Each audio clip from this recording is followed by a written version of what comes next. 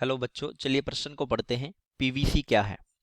तो आइए सबसे पहले प्रश्न की मुख्य अवधारणा पे बात करते हैं। मुख्य अवधारणा। मुख्य उदाहरण में हम पढ़ेंगे बहुलकों के बारे में। बहुलक पॉलीमर, उच्च अणुभार वाले वे यौगिक जो एकलक अणुओं की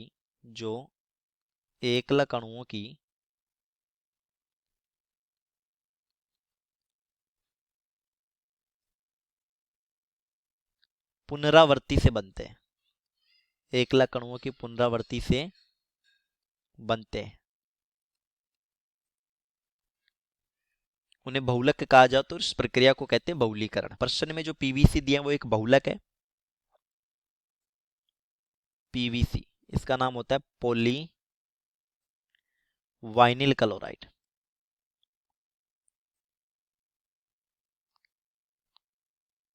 पीवीसी वाइनिल क्लोराइड का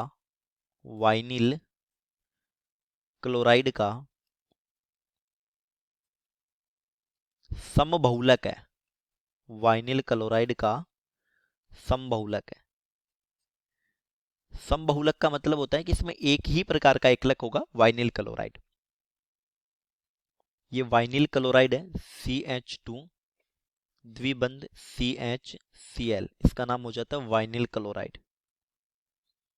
इसके N अणु काम में लेंगे। इस प्रक्रिया को बोला जाता है बहुलीकरण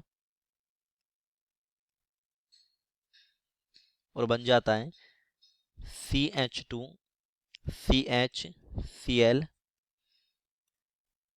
एन, ऐसे लिखा जाता है बहुलकों को। ये हो गया पीवीसी। चलिए इसके निर्माण की क्रियाविधि को समझते हैं। क्रियाविधि, पीवीसी के निर्माण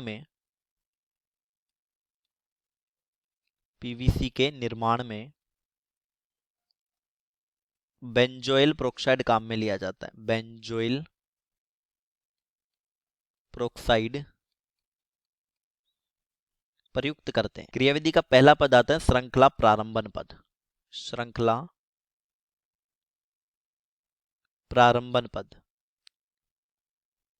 C6H5 C द्विबंध O O O C द्विबंध O C6H5, इसको बोलते हैं benzoyl peroxide. Benzoyl peroxide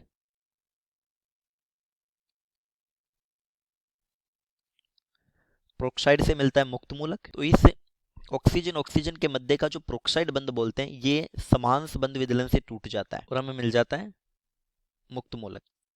C6H5 C द्विबंध O O, दो अणु मिल गए। अगला पद होता है श्रृंखला संचरण पद। श्रृंखला संचरण पद, देखिए श्रृंखला प्रारंभन पद में क्या होता है, यहां से CO2 निकल जाता है और हमें मिल जाता है फेनिल मुक्त मूलक। मुक्त मूलक, इसको ऐसे लिख सकते हैं PH मुक्त मूलक। मुक्त मूलक को चुनने के लिए मुक्त मूलक चाहिए, तो होगा क्या, ये PH मुक्त मूलक है प्लस हमारा वाइनिल क्लोराइड का अणु होगा CH2 द्विबंध CHCl। यहां पर भी पाई बंध का समांश बंध विदलन हो जाता है और दोनों कार्बन पर एक एक अयुग्मित इलेक्ट्रॉन आ जाता है और इस कार्बन पर जो अयुग्मित इलेक्ट्रॉन आएगा वो पीएच मुक्त मूलक के साथ बंध बना लेगा, यानी मुक्त मूलक जुड़ जाएंगे। तो होगा क्या, हमें मिल जाएगा पीएच CH2 CH, यहां पर रह गया मुक्त मूलक Cl। आगे फिर श्रृंखला संचरण पद है, फिर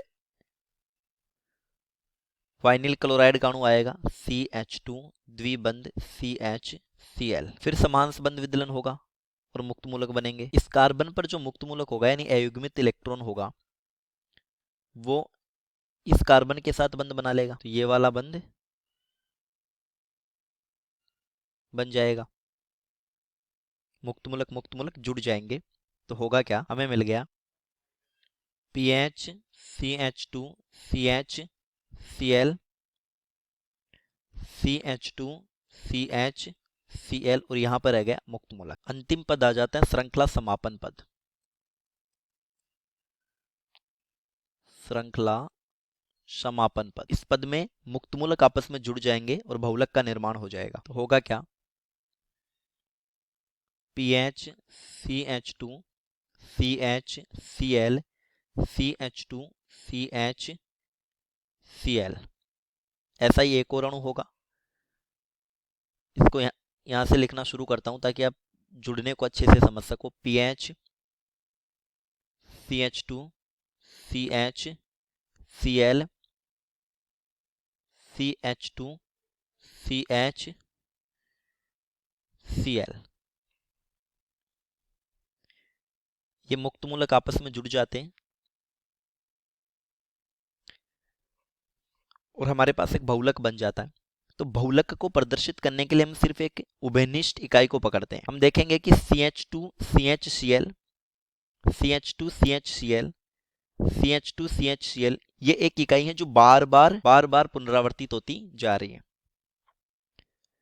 पीएच को बहुलक के प्रदर्शन में नहीं दिखाएंगे, हो जाएगा CH2 CHCl और यहाँ पर पुनरावर्तित हो रहा है मतलब N अणु, ये इसी को बोलते हैं।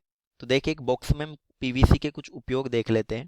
पीवीसी के उपयोग पाइप बनाने में, फर्श की चादर बनाने में, फर्श की चादर बनाने में, केबल बनाने में, दरवाजे बनाने में, दरवाजे, तो पाइप, फर्श की चादर, केबल, दरवाजे आदि के निर्माण में पीवीसी उपयोगी है, आदि के निर्माण में। तो चलिए उम्मीद करता हूँ प्रश्न समझ आया होगा। धन्यवाद।